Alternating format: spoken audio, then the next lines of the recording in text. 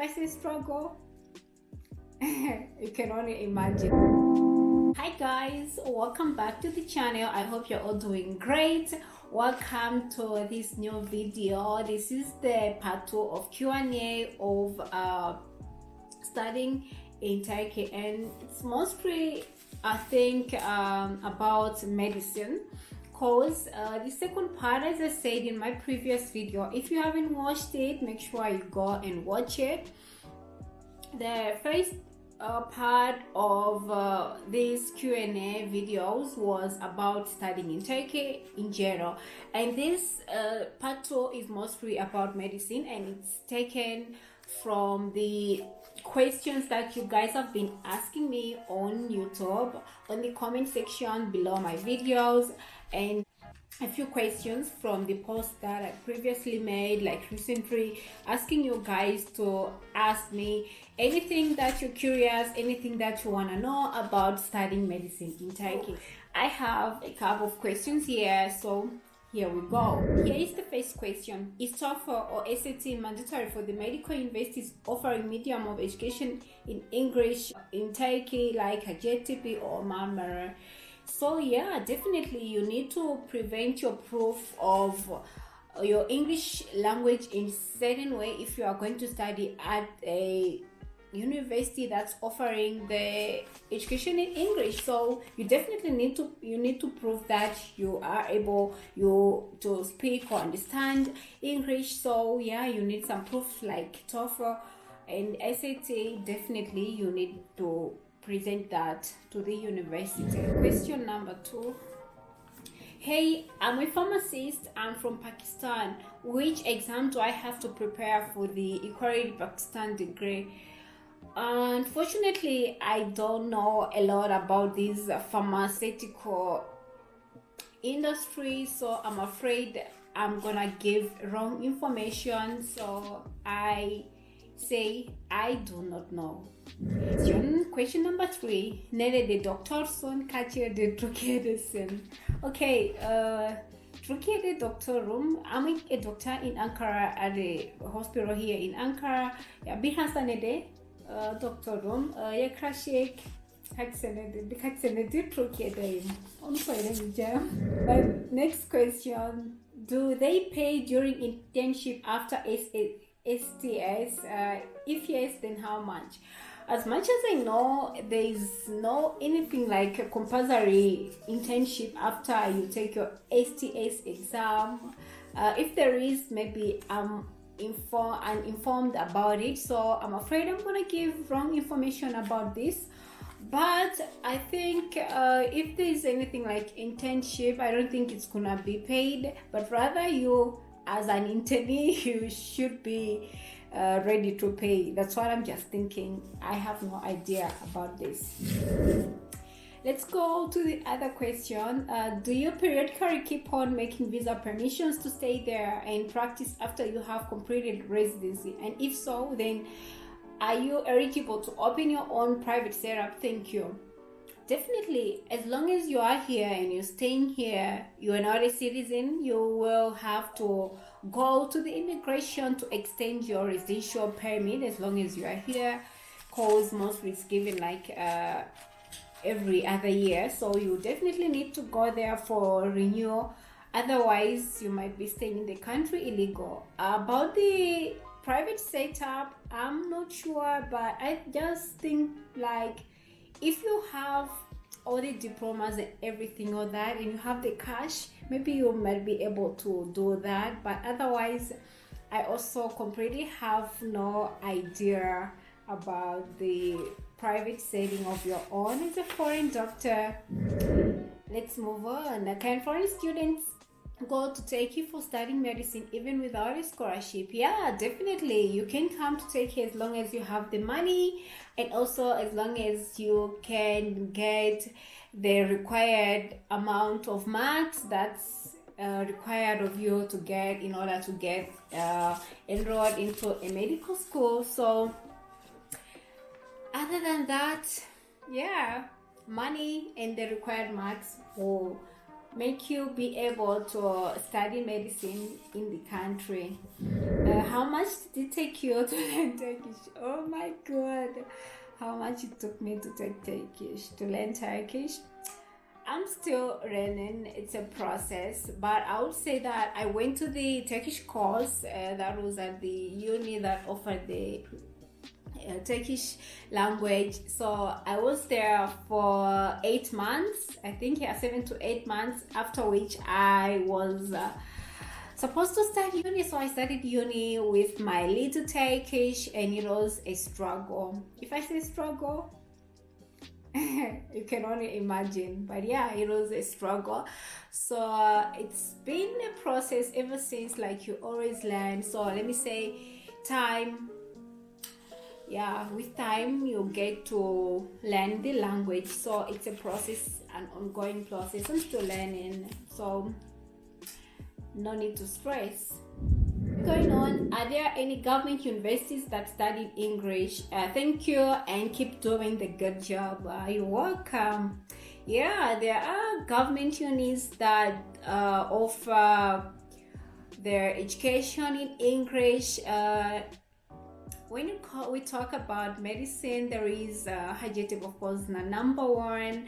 There is Marmara, there's Gazi Uni that do offer medical school courses in English. Other than that, there are also other universities that do offer their courses in English, and there are several departments that are state-owned. At the same time, they do offer the education in English. So if you have a chance, you get enrolled to such schools, such departments, of which is I would say deliberating.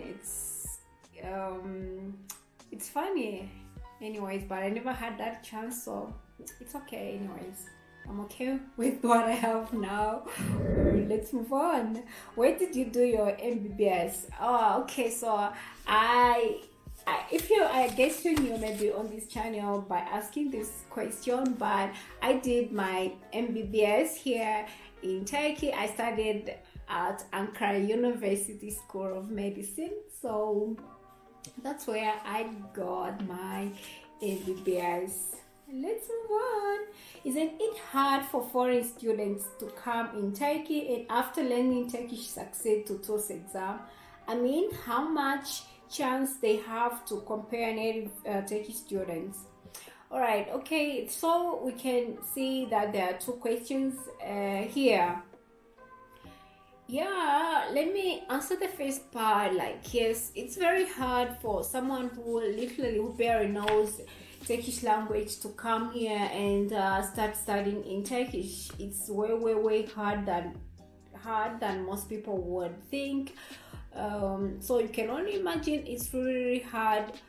And as long as you work hard, you're definitely gonna succeed to the TOEFL exam, cause it needs hard work. So you definitely, let me drink some water.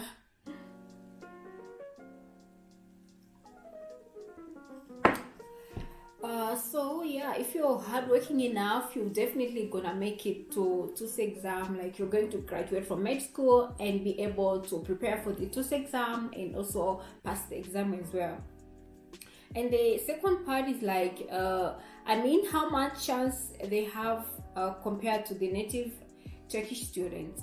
So when it comes to the TOEFL, it's you against other foreigners that are competing, like for places of the residency places. So you don't have to get worried about that, because you're not competing with any Turkish, but you're going to compete with the native Turkish speakers, like in class during your uni time, your uni years. You're definitely going to compete against Turkish people. So it is what it is. You are just going to study very hard and nothing much. We are moving on. If you can compare the TOEFL exam with USMLE, which one is hard? So this question Let me say this. I've never taken any USMLE exam, so I do not know which one is hard. I cannot compare two things that I've just only done one. So I can only talk about two, so I cannot talk about USMLE. So I don't know. I cannot compare because I've never taken USMLE. But I would like to get information about previous topic named as to prepare Turkey medical examination. I made a detailed video about this topic. I talked about how I studied for this exam, how I prepared, what I did, what I was doing at that time. So I think I'm just gonna leave a link in the description box. Make sure you go check it out, go and watch that video. You'll find all the information, everything I did. So that should be helpful, I guess. Thank you for this video. You're welcome. Can you please tell how much Turkish language is required to pass this exam and where to learn the language starting from zero?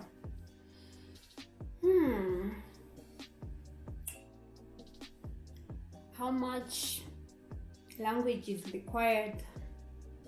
You will definitely need way a lot of Turkish because you're going to study. Understand, you have to be fast enough to catch time to be able to give answers to the questions that have been asked. So yeah, you're going to need way a lot of Turkish. And where to learn the language, there are so many courses that do offer Turkish language in the country, so you definitely can go to one of them after doing your research, of course, maybe talking to other people or from your country that have been to such courses, just to make sure that you are on the right track, and then all is good. Hello, how can I get the PDF of medical books for preparation of TOEFL exam? So let me say that unfortunately you cannot find the PDF because those people that do prepare these books for the exam especially, they tend to sell the books and they never found for free. You can never found, like, you cannot access them on the internet for free. So you definitely need to contact them to purchase the PDF, maybe online as well, or come personally, you buy the books. I don't know, maybe they sell them online, I'm not sure, but you definitely have to buy the materials because they don't give them away for free. Let's move on. After completing STS exam, do we need to do an internship to get license? If yes, how many years is it of? As much as I know, I don't know. I've never heard about this internship after the STS exam. All I know is that most people do go straight to prepare for the TOEFL exam after they take the STS, or they go into private practice as foreigners, of course. So I have no idea about this internship. So you get your license, of course. This is something that's making you eligible to work in the country, and I think the internship idea, I've never heard of it, so I don't know a lot. Let me not talk about things that I don't know. I hope you agree with me. I'm sorry that I can't answer that question. Hello, after finishing the Turkish language exam, the two other exams, medical knowledge and then special exam, are they in Turkish or in English? Oh my goodness. They are in Turkish. As I've already said, and I'm going to say it again, the language of command in Turkey is Turkish. So you're definitely going to do most of the exams in Turkish, everything almost, I would say, in Turkish when it comes to the residency side.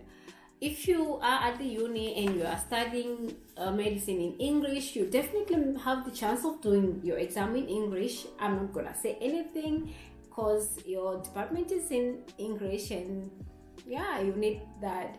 or exam that is in English, blah blah blah. But when it comes to the residency, residency is more like you are always in the hospital, you are talking to the Turkish patients, and once everything is done, everything is in Turkish. There's nothing like any other language apart from Turkish. So yeah, everything is in Turkish. This should probably be our last question. And this question is from the post that I just recently made on YouTube, because you guys know that I've been away for quite some time because I've been busy. So I made a post asking you guys to ask me any of the questions that you want me to answer. I said I'm gonna make a video for you guys, so I got like 3 comments on that. So if you missed it, you can still comment in one of my videos. I'm gonna see your comment and be more than glad to answer. Anyways, she said, in which field you have done your own residency, and also could you please provide insights of medicine and other residencies? So myself, I've done my residency in internal medicine, which I'm glad I did. And please provide insights of medicine and other residencies.